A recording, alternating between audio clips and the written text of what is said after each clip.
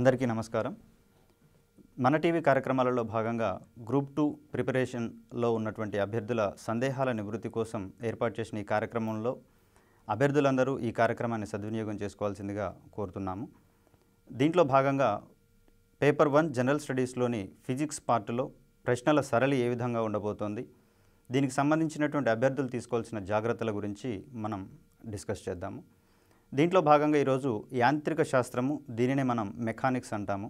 ఈ మెకానిక్స్లో ప్రశ్నల సరళి ఏ విధంగా ఉండబోతోంది, ఏ ప్రశ్నలు మన యొక్క భవిష్యత్తును తీర్చిదిద్దబోతున్నాయనే విషయాలను ఈరోజు మనం డిస్కస్ చేద్దాం. ప్రధానంగా మెకానిక్స్ అనేది చలనానికి సంబంధించినటువంటి అధ్యయన శాస్త్రంగా భావిస్తాం. ఈ చలనం అనేది రెండు రకాలుగా ఉంటుంది. ఒకటి సరళ రేఖా మార్గంలో గనక చలనం ఉంటే దాన్ని రేఖీయ చలనం అంటాము. అదేవిధంగా వక్రరేఖా మార్గంలో లేదా సరళ రేఖా మార్గంలో లేని చలనాన్ని భ్రమణ చలనం అని చెప్పేసి అంటాము. ఈ రేఖీయ చలనానికి సంబంధించినటువంటి కొన్ని భావనలు ఉన్నాయి. ఈ భావనలకు సంబంధించి దూరము, స్థానభ్రంశము, వేగము, వడి, త్వరణము వంటి అంశాలను దీంట్లో చర్చిస్తాము. దీనికి ముందుగా అసలు చలనం అంటే ఏమిటి, ఏ వస్తువులు చలనంలో ఉంటాయి, ఏ వస్తువుల యొక్క చలనాన్ని ఏ స్థితులు ప్రభావితం చేస్తాయనే విషయాలను గమనిస్తే, ఏదైనా వస్తువు ఏకకాలంలో చలన స్థితిలో ఉండవచ్చు, చలనం లేని స్థితిలో లేదా స్థిర స్థితిలో లేదా విరామ స్థితిలో కూడా ఉండవచ్చు.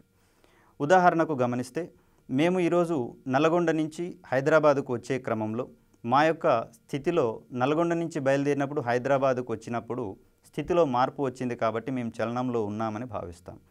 అదేవిధంగా ఈ కారులో ప్రయాణం చేస్తున్నప్పుడు కారు దృష్ట్యా మా యొక్క స్థితిలో మార్పు లేదు కాబట్టి మేము కారు దృష్ట్యా విరామ స్థితిలో ఉన్నట్లుగా భావించాల్సి వస్తుంది. అంటే మాకు సంబంధించి ఏకకాలంలో మేము చలన స్థితిలో ఉన్నాము పరిసరాల దృష్ట్యా, అదేవిధంగా కారులోని పరిస్థితుల దృష్ట్యా మేము విరామ స్థితిలో ఉన్నట్టుగా కూడా భావించాల్సి వస్తుంది. ఏదైనా వస్తువు తన యొక్క స్థానంలో మార్పుని పొందినట్లయితే దానిని మనం చలనం అని చెప్పేసి అంటాం. ఈ చలనం ఇంతకు ముందుగా చెప్పినట్లుగానే రేఖీయ చలనము, భ్రమణ చలనం అని చెప్పేసి రెండు రకాలుగా ఉంటుంది. దీంట్లో భాగంగా రెండు అంశాలను మనం ఇక్కడ దృష్టిలో పెట్టుకోవాలి. ఒకటి దూరము, రెండవది స్థానభ్రంశం. దూరం అనే విషయం మనకు వస్తువు యొక్క తుది స్థానము, తొలి స్థానము ఏ విధంగా ఉంది అనే విషయాలను తెలియజేస్తే, స్థానభ్రంశం అనే స్థానము వస్తువు యొక్క తొలి స్థానము, తుది స్థానము ఏ దిశలలో ఉన్నాయి అనే విషయాలను పరిగణలోకి తీసుకుంటుంది. దూరం విషయానికి చూస్తే, తొలి స్థానానికి తుది స్థానానికి మధ్య ఉన్నటువంటి మొత్తం ప్రయాణం దూరాన్ని మనము దూరము లేదా డిస్టెన్స్గా పరిగణిస్తాము. అనగా ఒక వస్తువు ఎంత కాలంలో అయితే ఎంత దూరం ప్రయాణిస్తుందో దానిని మనం దూరంగా భావిస్తాము. దీనికి ప్రమాణాలు మీటర్సు, సెంటీమీటర్సు, కిలోమీటర్సు ఇత్యాది అంశాలుగా భావించవచ్చు. అదే స్థానభ్రంశం విషయానికి వస్తే, నిర్ణీత దిశలో వస్తువు ప్రయాణం చేసినటువంటి మొత్తం దూరాన్ని లేదా దాని స్థానంలోని మార్పుని ఇక్కడ స్థానభ్రంశంగా భావిస్తాము. ఉదాహరణకు మేము నల్గొండ నుంచి బయలుదేరి హైదరాబాద్కు వచ్చి తిరిగి నల్గొండకు వెళ్ళినప్పుడు మా యొక్క స్థానంలో మార్పు ఉండదు. ఈ దృష్ట్యా దూరం అనేది నల్గొండ నుంచి హైదరాబాద్కు ఉన్నటువంటి దూరానికి రెట్టింపు అవుతుంది, కానీ స్థానభ్రంశం విషయానికి వచ్చేసరికి శూన్యం అవుతుంది. ఎందుకంటే మేము నల్గొండలోనే ఉన్నాం కాబట్టి. అలాగే కొన్ని వస్తువులు విరామం లేకుండా తిరుగుతూ ఉన్నా కూడా వాటి యొక్క స్థానాలలో మార్పు ఉండదు, కానీ అవి తిరిగే దూరం మాత్రం శూన్యం కాబోవు. ఇటువంటి సందర్భంలో దూరం అనేది స్థానభ్రంశం కంటే ఎక్కువైనా ఉండవచ్చు లేదా సమానంగా అయినా ఉండవచ్చు. అదే రేఖీయ చలనంలో గనక ఉంటే ఆ వస్తువు ఈ విషయంలో స్థానభ్రంశము, దూరము రెండు సమానంగా ఉంటాయి. లేని సందర్భంలో దూరము ఎల్లప్పుడూ కూడా స్థానభ్రంశానికి ఎక్కువగా ఉంటుంది. రేఖీయ చలనంలోని మరొక రెండు భావనలు పరిశీలించినట్లయితే వడి మరియు వేగము.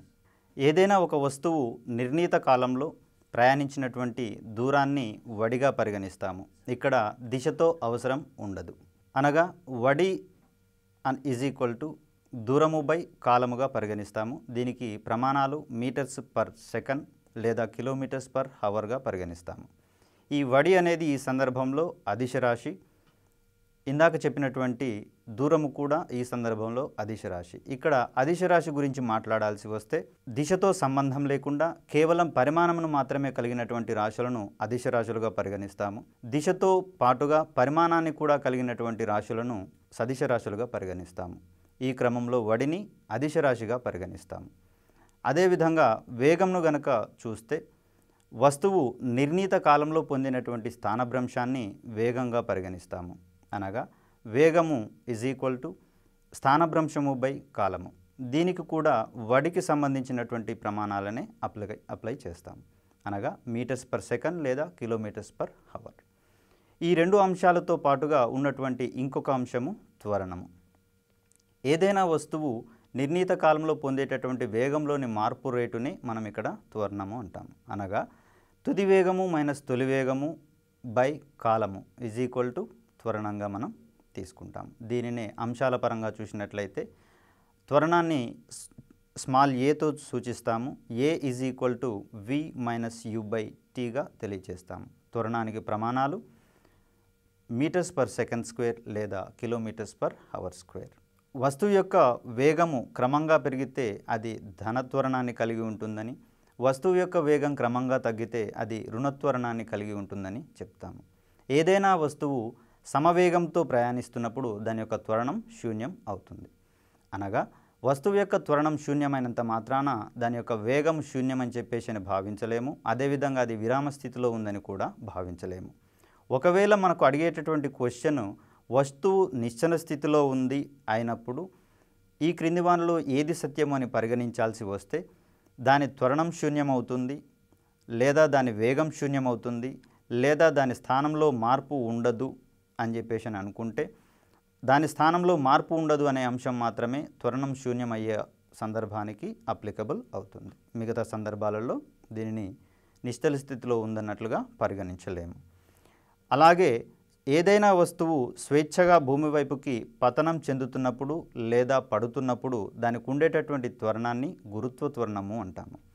ఈ విషయంలో తేలికైన వస్తువులకు కానీ బరువైన వస్తువులకు కానీ ఉండేటటువంటి గురుత్వ త్వరణము సమానము. దీనిని స్మాల్ జీతో సూచిస్తాము. దీని విలువ 9.8 మీటర్స్/సెకండ్². క్రమక్రమంగా వేగాన్ని పొందుతున్నప్పుడు అది ధనత్వరణంతో ఉందని చెప్పేసి అంటాము. ఇందాకనే చెప్పినట్లుగా సమవేగంతో పోతున్నప్పుడు దాని యొక్క త్వరణం శూన్యమవుతుంది. అదేవిధంగా వస్తువు నిశ్చల స్థితికి లేదా విరామ స్థితికి వస్తున్నప్పుడు అది కలిగి ఉండేటటువంటి త్వరణాన్ని రుణత్వరణం అంటాం. దీనికి ఉదాహరణ పరిశీలించినప్పుడు ఒక బస్సు బస్టాండ్ నుంచి బయలుదేరినప్పుడు దాని యొక్క వేగం క్రమక్రమంగా పెరుగుతుంది కాబట్టి ఈ సందర్భంలో దాని యొక్క త్వరణాన్ని ధనత్వరణంగా పరిగణిస్తాము.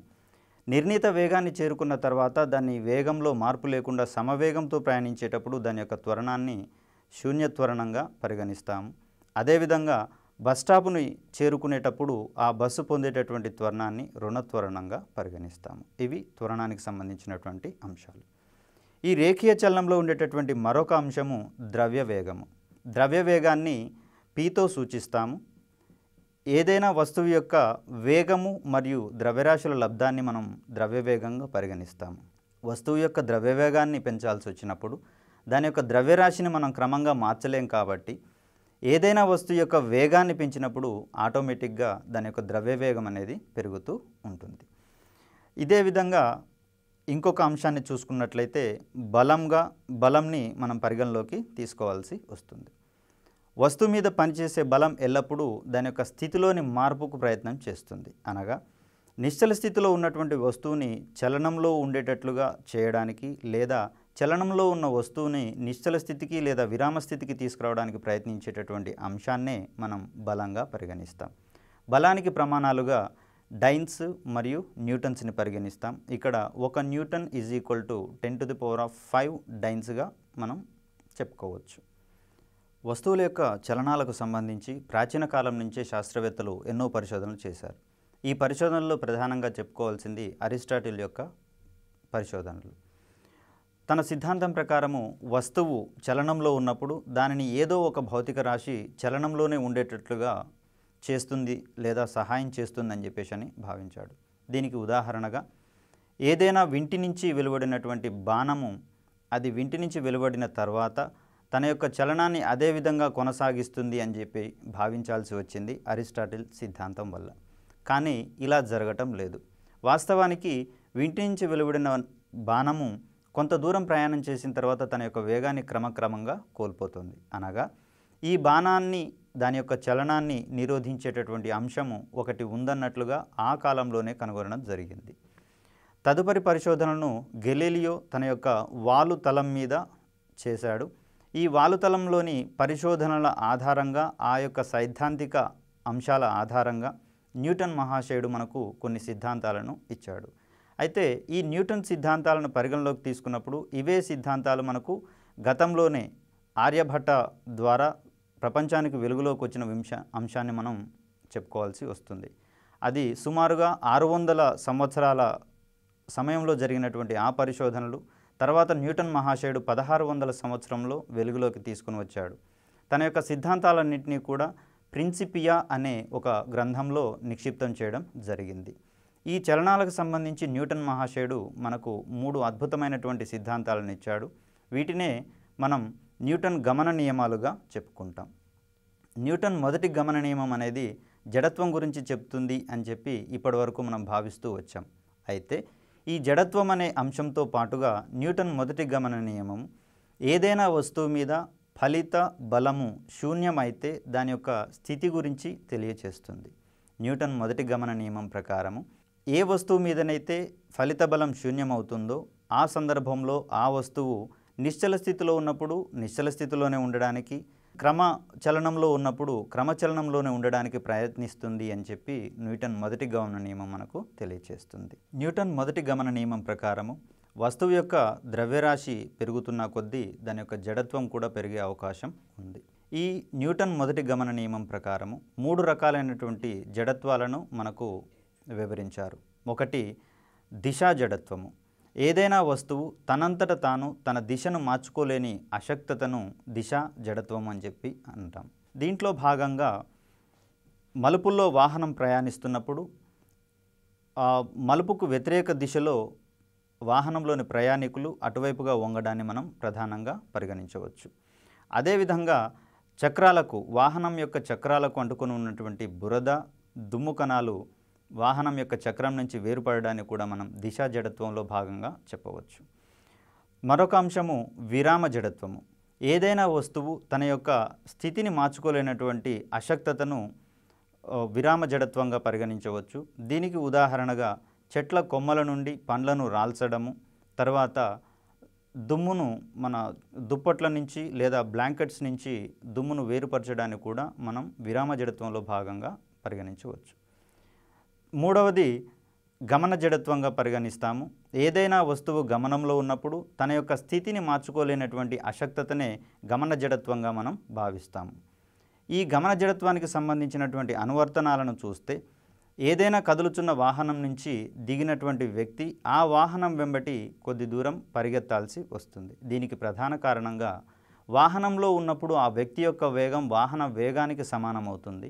వస్తువు ఆ వాహనం నుంచి వ్యక్తి కిందికి దిగినప్పుడు తన యొక్క వేగాన్ని ఒకేసారిగా మార్చుకోలేడు కాబట్టి ఆ వాహనం యొక్క దిశలోనే కొంత దూరం పరిగెత్తాల్సి వస్తుంది. దీన్ని గమన జడత్వానికి సంబంధించినటువంటి అంశంగా మనం భావించవచ్చు.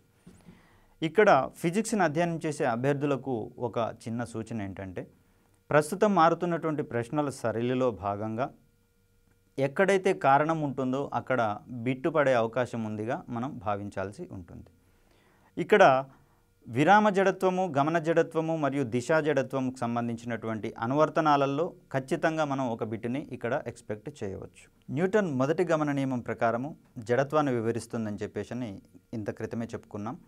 ఈ జడత్వము వస్తువు యొక్క ద్రవ్యరాశి పెరిగితే జడత్వం కూడా పెరుగుతుంది. న్యూటన్ మొదటి గమన నియమం ప్రకారం 3 రకాలైనటువంటి జడత్వాన్ని వివరించడం జరిగింది. దీంట్లో దిశా జడత్వం గురించి పరిగణిస్తే దీన్నే ఇనర్షియా ఆఫ్ డైరెక్షన్ అని చెప్పేసి అంటాము. ఈ దిశా జడత్వంలో భాగంగా వస్తువు తనంతట తాను తన దిశను మార్చుకోలేనటువంటి అశక్తతనే దిశా జడత్వంగా మనం చెప్పుకుంటాం. మలుపుల్లో వాహనం ప్రయాణిస్తున్నప్పుడు మలుపుకు వ్యతిరేక దిశలో వాహనంలోని ప్రయాణికులు వంగడాన్ని మనం దీనికి ఉదాహరణగా చెప్పవచ్చు. అలాగే ఏదైనా వాహనం ప్రయాణిస్తున్నప్పుడు వాహనం యొక్క చక్రాలకు అంటుకున్నటువంటి దుమ్ము, ధూళి కణాలు లేదా నీటి కణాలు ఆ చక్రం నుంచి వేరుపడడానికి కూడా మనం దిశా జడత్వానికి ఉదాహరణగా చెప్పవచ్చు. ఇలాంటి మరో జడత్వమే విరామ జడత్వము. అనగా విరామ స్థితిలోని వస్తువు తన యొక్క స్థితిని మార్చుకోలేనటువంటి అశక్తతనే మనం విరామ జడత్వంగా భావిస్తాము. బట్టలు దులిపినప్పుడు దానిలోని దుమ్ము కణాలు వేరుపడడము, చెట్ల కొమ్మలను విదిల్చినప్పుడు ఆ పండ్లు కిందికి రాలిపడము, నిశ్చల స్థితిలోని వాహనం అకస్మాత్తుగా ముందుకు కదిలినప్పుడు దానిలోని ప్రయాణికులు తూలిపడము దీనికి ఉదాహరణగా మనం చెప్పుకోవచ్చు. ఇంకొక అంశము గమన జడత్వము. గమనంలో ఉన్నటువంటి వస్తువు తన యొక్క గమనాన్ని లేదా తన యొక్క స్థితిని తనంతట తానుగా మార్చుకోలేనటువంటి స్థితిని లేదా జడత్వాన్నే గమన జడత్వంగా భావిస్తాం. దీంట్లో భాగంగా కదులుచున్నటువంటి వాహనం నుంచి దిగినటువంటి వ్యక్తి ఒకేసారి తన యొక్క వేగాన్ని నియంత్రించుకోలేక ముందుకు తూలిపడే ప్రమాదం ఉంది. కాబట్టి ఈ వాహనం నుంచి దిగినప్పుడు ఆ వ్యక్తి వాహనం దిశలోనే కొంత దూరం పరిగెత్తాల్సి వస్తుంది. ప్రధానంగా ఈ అనువర్తనాలు వచ్చిన ప్రాంతంలో బిట్టుపడే అవకాశం ఉన్నట్లుగా అభ్యర్థులు భావించాలి. అనగా విరామ జడత్వము, గమన జడత్వము మరియు దిశా జడత్వములకు సంబంధించిన ఏరియాలో ఒక బిట్టుని మనం ఎక్స్పెక్ట్ చేసే అవకాశం ఉంది. మారుతున్నటువంటి ప్రశ్నల సరళిలో భాగంగా ప్రతిపాదన కారణాలను అంచనా వేస్తూ ఈ కోణంలో మనం బిట్టుని ప్రిపేర్ చేసుకోవాల్సి వస్తుంది. చెట్ల కొమ్మల నుండి పండ్లు రాలే విషయాన్ని మనం ప్రతిపాదనగా తీసుకున్నప్పుడు దీనికి సంబంధించినటువంటి కారణాన్ని గమన జడత్వమా, దిశా జడత్వమా లేదా విరామ జడత్వమా అనే అంశాలలో దేనికి సంబంధించి వస్తుందో పరిగణిస్తే ఈ కోణంలో బిట్టు ఏ విధంగా వస్తుందనేది మనకు అర్థమవుతుంది. ప్రతిపాదన: నిశ్చల స్థితిలో ఉన్నటువంటి వాహనం అకస్మాత్తుగా ముందుకు కదిలితే దానిలోని ప్రయాణికులు తూలిపడతారు. కారణము: వస్తువు విరామ స్థితిలో నుండి తన యొక్క స్థితిని అకస్మాత్తుగా మార్చుకోలేని స్థితి అని చెప్పేసి అంటాం. దీనికి సంబంధించినటువంటి ఆప్షన్స్ చూస్తే ఏ మరియు ఆర్ లేదా ప్రతిపాదన మరియు కారణము రెండు సరైనవే. ఏకు ఆర్ అనేది సరి అయిన వివరణ. ఆప్షన్ బి విషయానికి వస్తే ప్రతిపాదన కారణము రెండు సరి అయినవే, కానీ ప్రతిపాదనకు కారణం అనేది సరిగా లేదు. ఆప్షన్ సి విషయానికి వస్తే ప్రతిపాదన సరి అయినదే, కారణము సరి అయినది కాదు. ఆప్షన్ డి విషయానికి వస్తే ప్రతిపాదన సరి అయినది కాదు, కారణం మాత్రమే సరి అయినది. ఈ విధమైనటువంటి ప్రశ్నల సరళిని మనం గమనించవచ్చు. పై బిట్టుకి ఆన్సర్ చూసినట్లయితే మొదటిది ఆప్షన్గా మనం భావించాల్సి వస్తుంది. అనగా వస్తువు తన యొక్క విరామ స్థితి నుంచి తన యొక్క స్థితిని మార్చుకోలేని అశక్తతని మనం విరామ జడత్వం అంటున్నాం. కాబట్టి నిశ్చల స్థితిలో ఉన్నటువంటి వాహనం అకస్మాత్తుగా ముందుకు కదిలినప్పుడు దానిలోని ప్రయాణికులు తూలిపడడం అనేది జరుగుతుంది. కాబట్టి ఇట్లాంటి అంశాలను మనం పరిగణలోకి తీసుకొని మన యొక్క ప్రశ్నల సరళిని ఊహిస్తూ ప్రిపేర్ కావాల్సిన అవసరం ఉంది. ఇక న్యూటన్ రెండవ గమన నియమానికి సంబంధించినటువంటి అంశాలను పరిశీలిస్తే ప్రధానంగా న్యూటన్ రెండవ గమన నియమం అనేది ద్రవ్యవేగాన్ని వివరిస్తుంది. అనగా వస్తువు యొక్క ద్రవ్యరాశి మరియు వేగంల లబ్ధాన్నే ద్రవ్యవేగంగా భావిస్తామని ఇంత క్రితమే మనం చెప్పుకున్నాం. వస్తువు మీద పనిచేసేటటువంటి బలము దానిలోని ద్రవ్యవేగం యొక్క మార్పు రేటుకు సమానం అని చెప్పి న్యూటన్ రెండవ గమన నియమం మనకు వివరిస్తుంది. దీనినే F is equal to M into A అనే సమీకరణం ద్వారా మనం తెలియచేస్తాం. ఇక్కడ ఎఫ్ అనేది బలాన్ని తెలియచేస్తే ఎం అనేది వస్తువు యొక్క ద్రవ్యరాశిని, ఏ అనేది వస్తువు యొక్క త్వరణాన్ని తెలియచేస్తుంది. ఈ సందర్భంలో వస్తువు మీద పనిచేసేటటువంటి బలం ఎఫ్ కనుక శూన్యమైతే ఆ వస్తువు యొక్క ద్రవ్యవేగము శూన్యం అవుతుంది. వస్తువు యొక్క ద్రవ్యవేగం శూన్యమయ్యే సందర్భాన్ని న్యూటన్ మొదటి గమన నియమము తెలియచేస్తుందని ఇంత క్రితమే తెలియజేసుకున్నాము. ద్రవ్యవేగం శూన్యం కావాలంటే ఆ వస్తువు యొక్క వేగము శూన్యము కావాలి. అనగా వస్తువు మీద ఫలిత బలం శూన్యమైనప్పుడు దాని యొక్క ద్రవ్యవేగం శూన్యమవుతుంది లేదా దాని యొక్క వేగము శూన్యమవుతుంది. వేగం శూన్యమవుతుంది అంటే దాని అర్థము వస్తువు నిశ్చల స్థితిలో ఉందనే విషయాన్ని తెలియచేస్తుంది. అనగా న్యూటన్ రెండవ గమన నియమం నుంచి న్యూటన్ మొదటి గమన నియమాన్ని ప్రతిపాదించవచ్చు. ఇక న్యూటన్ మూడవ గమన నియమాన్ని పరిశీలించినట్లయితే ప్రతి వస్తువు యొక్క చర్యకు ప్రతిచర్య అంతకు సమానమైన పరిమాణంలో వ్యతిరేక దిశలో ఉంటుంది అనే విషయాన్ని న్యూటన్ మూడవ గమన నియమం తెలియచేస్తుంది. దీనినే సిద్ధాంతపరంగా చెప్పినప్పుడు ప్రతి చర్యకు వ్యతిరేక మరియు సమానమైన పరిమాణంలో వస్తువు ప్రతిచర్య ఉంటుంది అని చెప్పేసి మనం తెలియచేస్తాము. దీంట్లో భాగంగా పక్షులు ఎగరటము, వ్యక్తులు నీటిలో ఈదటము, తర్వాత మనం నేల మీద నడవడం అనే విషయాలని న్యూటన్ మూడవ గమన నియమము తెలియచేస్తుంది. ఇదే విధంగా ఏదైనా బంతిని నేలకు కొట్టినప్పుడు అది పైకి లేవడాన్ని కూడా మనం న్యూటన్ మూడవ గమన నియమం ఆధారంగానే ప్రతిపాదించవచ్చు. ఈ న్యూటన్ మూడవ గమన నియమం తర్వాత మనం చెప్పుకోవాల్సినటువంటి మరొక అంశము ప్రచోదనం. దీనినే ఇంపల్స్ అని కూడా అంటాము. ఈ ప్రచోదన ప్రభావం ప్రకారము అధిక బలము ఏదైనా వస్తువు మీద స్వల్పకాలం పాటు పనిచేయడాన్ని ప్రచోదనము అని అంటాము. దీనికి ప్రమాణాలుగా డైన్ సెకండ్ లేదా న్యూటన్ సెకండ్గా పరిగణిస్తాము. ఎక్కువ బలము తక్కువ కాలం పాటు ప్రయోగించబడితే ఆ వస్తువు మీద తీవ్రమైనటువంటి ప్రభావము ఉంటుంది. దీనికి ఉదాహరణగా క్రికెట్ ఆడేటప్పుడు క్యాచ్ పట్టుకునే సందర్భంలో బంతి వస్తున్నటువంటి దిశలోనే తన యొక్క చేతిని వెనుకకు లాక్కుంటాడు. దీనికి కారణంగా ఆ బంతి యొక్క వేగం ఎక్కువ కాబట్టి దానికి ద్రవ్యవేగం అధికంగా ఉంటుంది. ఈ అధికమైనటువంటి ద్రవ్యవేగం ద్వారా వచ్చేటటువంటి బలము ఆ వ్యక్తి చేతుల మీద స్వల్పకాలంలో పనిచేసినప్పుడు తనకు ఎక్కువ ప్రభావం చూపిస్తూ నొప్పిని కలిగించే అవకాశం ఉంటుంది. కాబట్టి ఆ ఫీల్డరు అక్కడ తన చేతిని బంతి వచ్చే దిశలోనే వెనుకకు లాగుకుంటూ ఆ ప్రచోదన బలం యొక్క కాలాన్ని పెంచుకునే ప్రయత్నం చేస్తాడు. అనగా ప్రచోదన బలం యొక్క కాలాన్ని మనం పెంచినప్పుడు దాని యొక్క ప్రభావం అనేది తగ్గిపోయే అవకాశం ఉంటుంది. దీనికి మరొక ఎగ్జాంపుల్గా లాంగ్ జంప్ చేసేటటువంటి వ్యక్తి ఎక్కువ దూరం నుంచి పరిగెత్తుకుంటూ వచ్చి దూకిన తర్వాత కొద్ది దూరం ముందుకు పరిగెట్టడం వల్ల అతని యొక్క కాళ్లకు మరియు నేలకు మధ్యలో ఉండేటటువంటి ప్రచోదన బలం ప్రభావము ఎక్కువ కాలం పనిచేయడం వల్ల తనకు నొప్పి అనేది తెలియదు. ఇదే విధంగా సినిమాలలో కూడా చూసినప్పుడు హీరోలు కానీ విలన్స్ కానీ ఎక్కువ దూరం పరిగెత్తుతూ వచ్చి దుమికిన సందర్భంలో భూమి మీద గుండ్రంగా పరిగెత్తడానికి కూడా మనం ఉదాహరణగా చెప్పవచ్చు. ఇవన్నీ ప్రచోదనం యొక్క బల ప్రభావాన్ని తగ్గించుకోవడానికి చేసేటటువంటి ప్రయత్నాలే. అదేవిధంగా పింగాణి వస్తువులు, గాజు వస్తువుల వంటి సున్నితపు వస్తువులను ప్యాకేజీ చేసి రవాణా చేసే సందర్భాలలో వాటిలలో గడ్డి కానీ ఇతర కాగితాలను కానీ ప్యాకేజీలో ఉంచి ప్యాకింగ్ చేయడం ద్వారా ఈ ప్రచోదన బల ప్రభావాన్ని ఎక్కువ కాలం పాటు పనిచేయిస్తూ ప్రచోదన బల ప్రభావాన్ని తగ్గించుకునే అంశాలు ఉన్నాయి. కాబట్టి అక్కడ నష్టం అనేది తక్కువగా జరుగుతుంది. అదేవిధంగా వాహనాలలో షాక్ అబ్జర్వర్స్ పనిచేయడాన్ని మరియు రన్నింగ్ బస్ నుంచి దిగినటువంటి వ్యక్తి కొంత దూరం పాటు బస్సు దిశలోనే పరిగెత్తడాన్ని కూడా మనం ఇక్కడ ఉదాహరణగా తీసుకోవచ్చు. అలాగే గోడలలోకి మేకులను దింపేటప్పుడు సుత్తెతో కొట్టే అంశంలో కూడా ప్రచోదన బల ప్రభావము అధికంగా కనిపిస్తుంది. ఇక్కడ కూడా ప్రచోదన బలం తక్కువ కాలం పాటు పనిచేస్తుంది కాబట్టి ఆ మేకులు గోడలోకి సులువుగా దిగే అవకాశాన్ని మనం గమనించవచ్చు. ప్రచోదనంకు సంబంధించి మరొక అంశంగా ఆగి ఉన్నటువంటి కారును వేగంగా ప్రయాణించే కారు ఢీకొంటే ఆగి ఉన్న వాహనానికి అధిక ప్రమాదం కలుగుతుంది. అదేవిధంగా రెండు వేర్వేరు పరిమాణాల్లోని వస్తువులపై సమాన కాలాల పాటు సమాన బలాన్ని ప్రయోగిస్తే వాటి యొక్క ద్రవ్యవేగాలు సమానమయ్యే అంశాన్ని కూడా మనం ఇక్కడ గమనించవచ్చు. యాంత్రిక శాస్త్రంలోని మరొక అంశాన్ని పరిశీలిస్తే ప్రక్షేపకం అనే విషయాన్ని మనం ప్రధానంగా గమనించాల్సి ఉంటుంది. ప్రక్షేపకాన్నే ప్రొజెక్టైల్ అని చెప్పి భావిస్తాము. దీంట్లో భాగంగా క్షితిజ సమాంతరానికి కొంత కోణంలో విసిరినటువంటి వస్తువును ప్రక్షేపకంగా మనం పేర్కొనవచ్చు. ఈ ఉపగ్రహ ప్రయోగాలలో వచ్చేటటువంటి రాకెట్ ప్రయాణించే ప్రయాణాన్ని కూడా ప్రక్షేపక మార్గంగానే పరిగణిస్తాము. ఈ విషయంలో ఉపగ్రహాన్ని కూడా ప్రక్షేపకంగానే మనం పరిగణించాల్సి వస్తుంది.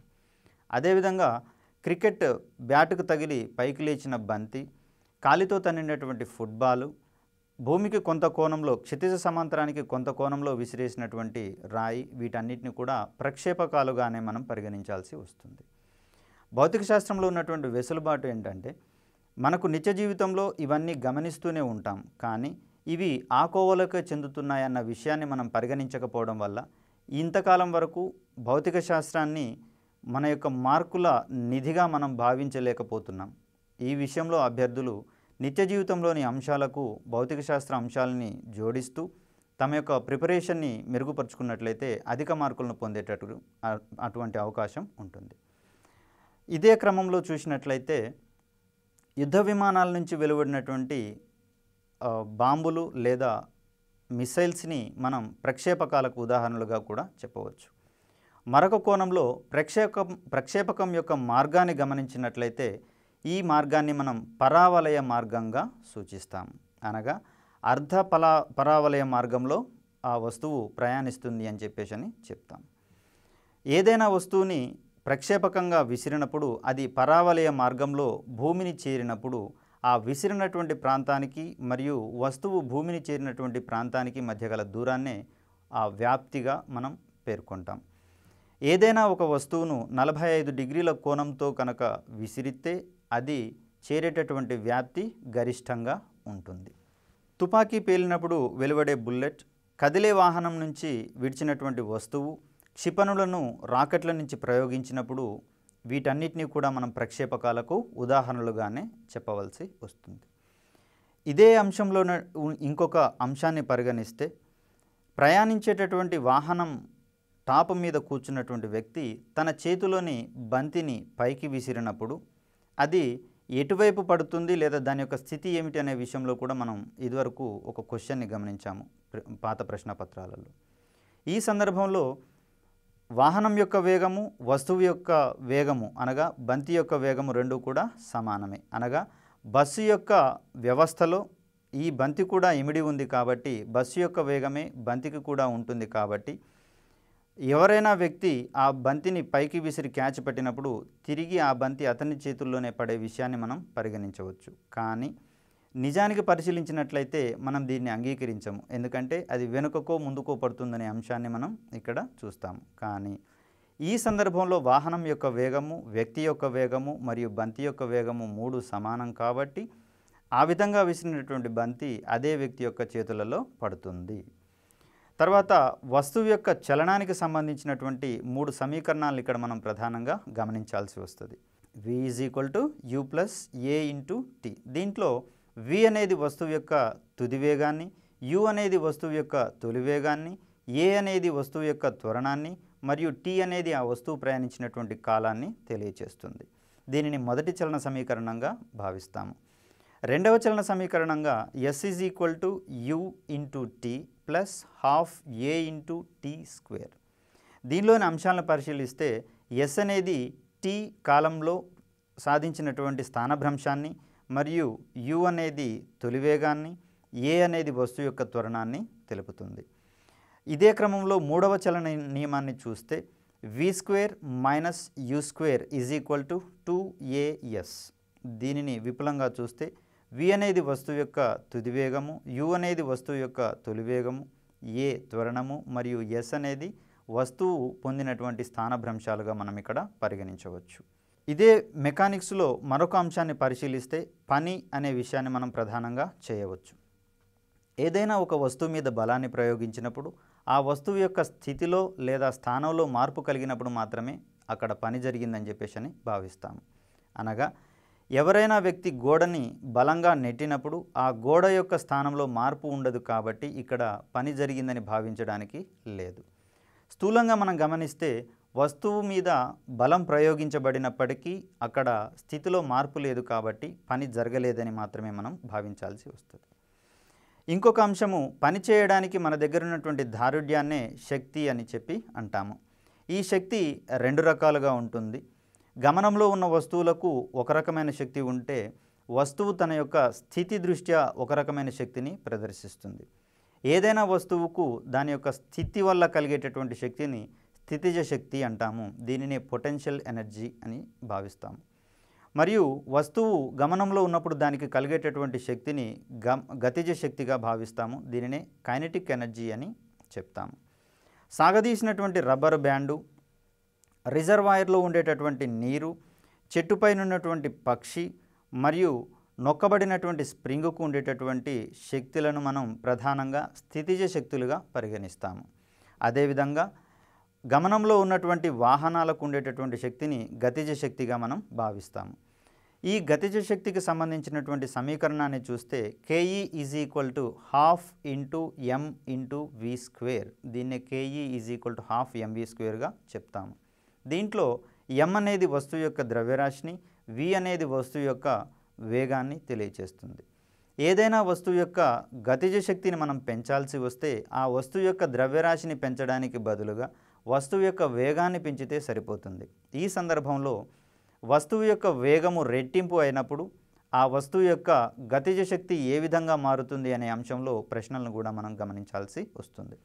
ఈ సందర్భంలో వస్తువు యొక్క గతిజ శక్తి అనేది 4 రెట్లుగా మారే సందర్భాన్ని మనం పరిశీలించాల్సి వస్తుంది. తర్వాత రిజర్వాయర్లో ఉండేటటువంటి నీటికి స్థితిజ శక్తి ఉంటే ఆ రిజర్వాయర్లో నుంచి బయటికి వదిలిపెట్టినటువంటి నీటికి ఆ స్థితిజ శక్తి కాస్త గతిజ శక్తిగా మారే సందర్భాన్ని మనం పరిశీలించవచ్చు. మరియు స్వేచ్ఛగా పతనం చెందేటటువంటి వస్తువులకు ఉండేటటువంటి త్వరణాన్ని మనం గురుత్వ త్వరణంగా భావిస్తామని ఇంత క్రితమే చెప్పుకున్నాం. మరి స్వేచ్ఛగా పతనం చెందేటటువంటి వస్తువు అనగా కొంత ఎత్తు నుండి కిందికి పడవేసినటువంటి వస్తువులను స్వేచ్ఛాపతన వస్తువులుగా మనం పరిగణించవచ్చు. ఈ స్వేచ్ఛాపతన వస్తువుల మీద పనిచేసేటటువంటి గురుత్వ త్వరణం యొక్క విలువను 9.8 మీటర్స్ పర్ సెకండ్ స్క్వేర్గా మనం భావించవచ్చు. వస్తువులోని ద్రవ్య పరిమాణాన్ని ద్రవ్యరాశిగా మనం భావిస్తే దాని మీద ఉన్నటువంటి గురుత్వ ఆకర్షణ ప్రభావాన్ని బరువుగా మనం పరిగణించవచ్చు. ఈ బరువు విషయంలో లిఫ్టులో ప్రయాణించేటప్పుడు మరియు నీటిలో వేసినటువంటి వస్తువులకు సంబంధించినటువంటి బరువులలో కొంత తేడాలను మనం ఇక్కడ గమనించవచ్చు. వస్తువు యొక్క వాస్తవ బరువుని వాస్తవ భారం అని చెప్పేసి లిఫ్టులో ప్రయాణించేటప్పుడు లేదా నీటిలో ప్రయాణించేటప్పుడు ఆ వస్తువు యొక్క భారంలో కలిగేటటువంటి మార్పుని మనం దృశ్యాభారంగా గమనించవచ్చు. లిఫ్టులో ప్రయాణించేటటువంటి వస్తువుకు వాస్తవ భారం కన్నా దృశ్యభారము ఎక్కువ లేదా తక్కువ అయ్యే సందర్భాలు మనం గమనించవచ్చు. లిఫ్టు ఊర్ధ్వ దిశలో లేదా పై దిశలో ప్రయాణిస్తున్నప్పుడు ఆ వస్తువుకు దృశ్యభారం ఎక్కువగా ఉంటుంది. అదేవిధంగా ఆ లిఫ్ట్ కింది దిశలో లేదా నిమ్న దిశలో ప్రయాణించేటప్పుడు వస్తువు యొక్క దృశ్యభారం తక్కువగా ఉంటుంది. అదేవిధంగా వస్తువుని నీళ్ళల్లో వేసినప్పుడు దాని యొక్క దృశ్యభారం తక్కువ అయ్యే సందర్భాన్ని ఇక్కడ మనం గమనించవచ్చు. ఈ ఏరియాలలో కూడా మనం క్వశ్చన్ని గమనించవచ్చు.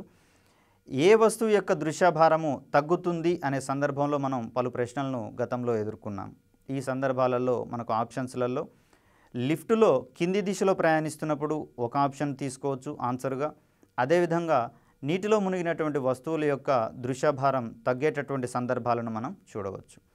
ఒకవేళ లిఫ్ట్ యొక్క వైరు తెగిన సందర్భంలో ఆ లిఫ్ట్ అనేది స్వేచ్ఛాపతన వస్తువుగా పరిగణించాల్సి వస్తుంది. కాబట్టి ఈ సందర్భంలో లిఫ్టులో ప్రయాణించేటటువంటి వస్తువు యొక్క దృశ్యభారము శూన్యంగా మనం భావించాల్సి వస్తుంది. అనగా ఆ వస్తువు భారరహిత స్థితిని పొందుతుంది. ఇక రేఖీయ చలనంలో పై విషయాలన్నీ పరిగణించిన తర్వాత మరొక రకమైనటువంటి చలనాన్ని కనుక మనం గమనిస్తే దీనికి ఉదాహరణగా సరళ హరాత్మక చలనాన్ని మనం పరిగణించవచ్చు. దీనిని మనం సింపుల్ హార్మోనిక్ మోషన్ అని చెప్పి పరిగణిస్తాము. దీనికి ఉదాహరణలు కనుక గమనిస్తే పెండ్యులం క్లాక్, ప్రస్తుతం మన ఇళ్లలో అరుదైనటువంటి వస్తువుగా పరిగణిస్తున్నాం పెండ్యులం క్లాక్. దీంట్లోని లోలకం చేసేటటువంటి చలనాలను మనం సరళ హరాత్మక చలనానికి ఉదాహరణగా భావించవచ్చు. తీగ వాయిద్యాలను ఉదాహరణకు వీణ, వయోలిన్ లాంటి వాటిని మీటినప్పుడు దానిలోని తీగలు చేసేటటువంటి చలనాలను కూడా మనం ఇక్కడ సరళ హరాత్మక చలనాలుగానే భావించాల్సి వస్తుంది. కుట్టు మిషన్ సూది యొక్క కదలికలు కూడా సరళహారాత్మక చలనానికి ఉదాహరణలుగా చెప్పవచ్చు. అదేవిధంగా నీటి అలలపై తేలియాడే చెక్కదిమ్మ లేదా బెండు ఇటువంటి వస్తువులు చేసేటటువంటి చలనాలు లేదా కదలికలను మనం సరళహారాత్మక చలనాలకి ఉదాహరణలుగా చెప్పవచ్చు. అలాగే యు ఆకారంలో ఉండేటటువంటి గొట్టంలో ఉండేటటువంటి ద్రవాన్ని కదిలించినప్పుడు ఆ ద్రవం చేసేటటువంటి చలనాలు కూడా మనకు సరళహారాత్మక చలనాలుగానే భావించవచ్చు. ఒక రకంగా సరళహారాత్మక చలనం అనగా ప్రమాణ కాలంలో 2 బిందువుల మధ్య పునరావృతమయ్యేటటువంటి చలనాలనే మనం సరళహారాత్మక చలనంగా భావిస్తాము. ఇదే క్రమంలో భూమి యొక్క ఉత్తర దక్షిణ ధ్రువాలను కలుపుతూ ఒక రంధ్రాన్ని కనుక చేసినప్పుడు ఈ రంధ్రంలో ఏదైనా వస్తువును విసిరేసినప్పుడు ఆ వస్తువు ఉత్తర దక్షిణ ధ్రువాల మధ్య కదులుతూ ఉంటుంది. అనగా పై దిశలోను మరియు కింది దిశలోను కదిలే అవకాశం ఉంది. ఈ చలనాన్ని కూడా మనం సరళహరాత్మక చలనంగా భావించవచ్చు. ఈ సరళహరాత్మక చలనం చేసేటటువంటి వస్తువుల యొక్క ఆవర్తన కాలము 84.6 నిమిషాలుగా మనం గమనించవచ్చు. ఇదే కాలాన్ని భూమికి సమీపంలో ఉండేటటువంటి ఉపగ్రహము ఆవర్తన కాలానికి కూడా మనం సమానంగా పరిగణించవచ్చు. వస్తువు యొక్క స్థితి ఆధారంగా వస్తువుకుండే శక్తిని స్థితిజ శక్తిగా, వస్తువు యొక్క గమనం ఆధారంగా వస్తువుకుండేటటువంటి శక్తిని గతిజ శక్తిగా మనం పేర్కొన్నాం. ఏదైనా వస్తువు రెండు రకాలైనటువంటి శక్తుల యొక్క కలయికనే యాంత్రిక శక్తిగా మనం భావిస్తాం. అనగా ఏదైనా వస్తువుకు స్థితిజ శక్తి మరియు గతిజ శక్తి ఏకకాలంలో ఉన్నప్పుడు దాని యొక్క శక్తిని యాంత్రిక శక్తిగా మనం ఇక్కడ భావిస్తాం. అనగా జలపాతం నుంచి నీరు కిందికి దుమికేటప్పుడు అది ఎత్తు నుంచి దుముకుతుంది కాబట్టి అక్కడ నీటికి స్థితిజ శక్తి ఉంటుంది. అదేవిధంగా కిందికి దుమికే క్రమంలో దానికి కొంత వేగం కూడా ఆపాదించబడుతుంది కాబట్టి అక్కడ గతిజ శక్తి కూడా వ్యవస్థితం అవుతుంది. ఈ సందర్భంలో ఆ నీటికి ఉండేటటువంటి శక్తిని మనం యాంత్రిక శక్తిగా పరిగణించాల్సి వస్తుంది. అదేవిధంగా కొంత ఎత్తులో ప్రయాణించేటటువంటి వాహనాలన్నిటికీ కూడా ఉండేటటువంటి శక్తిని మనం యాంత్రిక శక్తిగా మనం పరిగణించవచ్చు. కొద్ది ఎత్తులో ఎగురుతున్నటువంటి పక్షి, అదేవిధంగా గాలిలో ఎగురుతున్నటువంటి విమానము మరియు యుద్ధ విమానం నుంచి వెలువడినటువంటి బాంబుకు ఉండేటటువంటి శక్తులను మనం యాంత్రిక శక్తిగా మనం పరిగణించవచ్చు. స్థిర బిందువు ఆధారంగా వృత్తాకారంగా తిరిగే వస్తువుల యొక్క చలనాన్ని భ్రమణ చలనంగా మనం భావించవచ్చు. ఈ భ్రమణ చలనంలోని వస్తువు వృత్త కేంద్రం వద్ద చేసేటటువంటి రేఖీయ స్థానభ్రంశాన్ని రేఖీయ స్థానభ్రంశం అంటాము. అదేవిధంగా వృత్త కేంద్రం వద్ద చేసేటటువంటి స్థానభ్రంశాన్ని కోణీయ స్థానభ్రంశంగా కూడా పరిగణిస్తాము. ప్రమాణ కాలంలో వృత్త కేంద్రం వద్ద వస్తువు పొందేటటువంటి కోణీయ స్థానభ్రంశపు రేటును కోణీయ వేగము అని మనం చెప్పుకోవచ్చు. ఈ సందర్భంలో కోణీయ వేగాన్ని ఒమేగా అనే అక్షరంతో సూచిస్తాము. కోణీయ స్థానభ్రంశాన్ని తీటా లేదా ఆల్ఫా అనే గ్రీకు అక్షరాలతో మనం సూచిస్తాము. భ్రమణ చలనంలో ఉన్నటువంటి వస్తువుపై కేంద్రానికి అభిముఖంగా పనిచేసే బలాన్ని మనం అభికేంద్ర బలంగా చెప్పుకుంటాం. ఈ అభికేంద్ర బలం F m × r × omega square. m అనేది వస్తువు యొక్క ద్రవ్యరాశిని, r అనేది ఆ వృత్తాకారపు పథం యొక్క వ్యాసార్థాన్ని, ఒమేగా అనేది కోణీయ వేగాన్ని తెలియచేస్తాయి. ఈ అభికేంద్ర బలం మనకు నిజ జీవితంలో ఎన్నో రకాలుగా ఉపయోగపడుతుంది. పూర్వకాలంలో పంటల మీద ఆశించేటటువంటి పక్షులను పారద్రోలడానికి వాడే వడిసెల రాయిలో పనిచేసే సూత్రం కూడా అభికేంద్ర బలమే. ఏదైనా ఒక రాయికి దారాన్ని లేదా గట్టి తాడును కట్టి గుండ్రంగా తిప్పుతూ ఆ పక్షులు వచ్చినటువంటి దిశలో విడిచిపెట్టే సందర్భాలను మనం గతంలో గమనించవచ్చు. ఈ సందర్భంలో ఆ చేతి చుట్టూత రాయి తిరగడానికి కావలసినటువంటి అభికేంద్ర బలాన్ని ఆ దారంలోని తన్యతా బలాలు మనకు అందిస్తాయి. తన్యతని మనం ఇక్కడ టెన్షన్గా చెప్పవచ్చు. అదేవిధంగా సౌర కుటుంబంలో సూర్యుని చుట్టూత తిరిగేటటువంటి గ్రహాల చుట్టూత తిరిగేటటువంటి ఉపగ్రహాలకు ఉండేటటువంటి ఆ బలాన్ని కూడా మనం అభికేంద్ర బలాలుగా పరిగణించవచ్చు. సౌర వ్యవస్థలో ఉన్నటువంటి ఈ అభికేంద్ర బలాల వల్లనే ఈ గ్రహాలు నక్షత్రాల చుట్టూ, ఉపగ్రహాలు గ్రహాల చుట్టూ తిరగడం సాధ్యమవుతుంది. ఒకవేళ ఈ అభికేంద్ర బలాలు గనక శూన్యమైపోతే ఈ వ్యవస్థ మొత్తం కుప్పకూలిపోయేటటువంటి అవకాశం ఉంది. అదేవిధంగా వంపు మార్గాలలో ప్రయాణించేటటువంటి వాహనాలు వంపు మార్గాన్ని సులభంగా దాటడానికి ఆ వాహనం మీద పనిచేసేటటువంటి అభికేంద్ర బలం దానిని సురక్షితంగా వంపు మార్గాన్ని దాటడానికి దోహదపడుతుంది. ఈ అభికేంద్ర బలాలు మనకు రెండు రకాలుగా లభిస్తాయి. వాహనము వంపు మార్గాల్లో ప్రయాణించే వేగము మరియు ఆ వంపు మార్గం యొక్క వ్యాసార్థము ఈ సందర్భంలో ఆ వంపును తిరగడానికి వాహనానికి అవసరమయ్యే అభికేంద్ర బలాలను మనకు అందిస్తాయి. తరువాత భ్రమణచలనంలో ఉన్నటువంటి వస్తువు కేంద్రం అవతలి వైపుకు పనిచేసేటటువంటి బలాలను అపకేంద్ర బలాలుగా మనం భావిస్తాము. ఈ అపకేంద్ర బలాలనే సెంట్రిఫ్యూగల్ ఫోర్సెస్గా పరిగణించవచ్చు. ఈ సెంట్రిఫ్యూగల్ ఫోర్సెస్ యొక్క అప్లికేషన్స్ మనకు నిజ జీవితంలో చాలా ఉన్నాయి. దీంట్లో ప్రధాన ఉదాహరణగా మజ్జిగ నుంచి వెన్నను చిలికే ప్రక్రియను మనం భావించవచ్చు. అదేవిధంగా రసాయనిక ప్రయోగశాలల్లో రసాయన అవక్షేపాలను వేరు చేసేటటువంటి ప్రక్రియలను కూడా అపకేంద్ర బలాలకు అనువర్తనాలుగా మనం భావించవచ్చు. బట్టల నుంచి నీటిని బట్టలను ఉతికిన తర్వాత డ్రయర్లలో బట్టలను ఆరవేసినప్పుడు ఆ ప్రక్రియను కూడా మనం అపకేంద్ర బలాలకు ఉదాహరణలుగా చెప్పవచ్చు.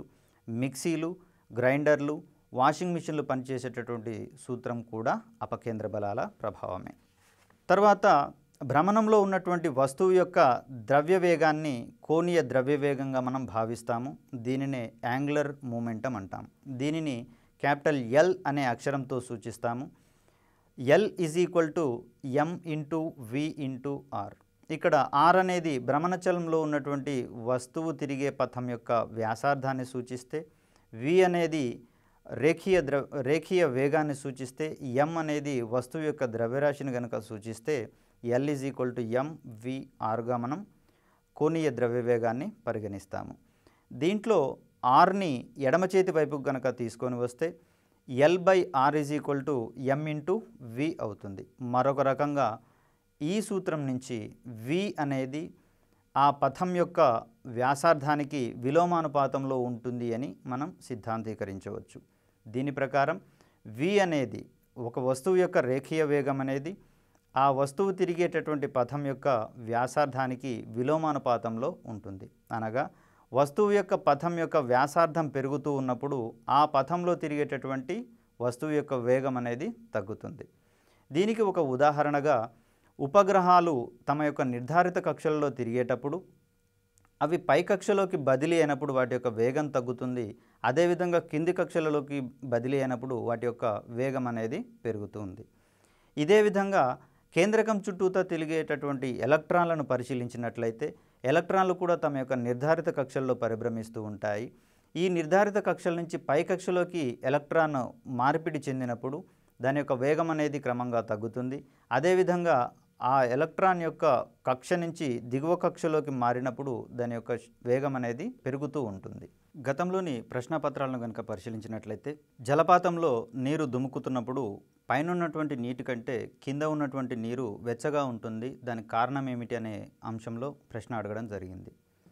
దీనికి సంబంధించి వివరణను కనుక గమనిస్తే జలపాతంలో దుమికే నీటికి యాంత్రిక శక్తి ఉంటుందని ఇంత క్రితమే చెప్పుకున్నాం. ఈ యాంత్రిక శక్తిలోని గతిజ శక్తి అనేది కొంత మేర ఆ నీరు కిందికి దుమికే క్రమంలో ఉష్ణశక్తిగా మారుతుంది. దీనికి అప్లికేషన్గా పైన ఉన్నటువంటి నీరు చల్లగా ఉంటుంది, కింద ఉన్నటువంటి నీరు వెచ్చగా ఉంటుంది. దీనికి ప్రధానమైనటువంటి కారణము దాని యొక్క గతిజ శక్తి అనేది ఉష్ణశక్తిగా మారుతుంది. ఇదే అంశాన్ని మనకు ప్రీవియస్ పరీక్షలలో అడిగారు. అనగా ఎక్కడైతే అప్లికేషన్ ఉంటుందో అక్కడ బిట్టు పడేటటువంటి అంశాన్ని మనం ఇక్కడ గమనించవచ్చు. ఇటువంటి బిట్లు మనకు ప్రధానంగా న్యూటన్ గమన నియమాలకు సంబంధించి, అలాగే ప్రచోదనానికి సంబంధించి, తర్వాత ద్రవ్యవేగానికి సంబంధించి, ద్రవ్యవేగాన్ని ఎప్పుడు అధికం చేయవచ్చు, ఎప్పుడు తక్కువ చేయవచ్చు, తర్వాత బలం యొక్క ప్రభావం శూన్యమైతే ఫలితాలు ఎలా ఉంటాయి, అదేవిధంగా యాంత్రిక శక్తి యొక్క అనువర్తనాలు, ఏ ఏ వస్తువులకు గతి శక్తి ఉంటాయి, స్థితి శక్తి ఉంటుంది, అదేవిధంగా రెండు రకాలైనటువంటి శక్తులు ఉంటాయి, తర్వాత అపకేంద్ర బలాల యొక్క ప్రభావాలు ఏ విధంగా ఉంటాయి, అభికేంద్ర బలాల యొక్క ప్రభావాలు ఏ విధంగా ఉంటాయి అనే అంశాలలో మనం ప్రశ్నల సరళిని గమనించవచ్చు.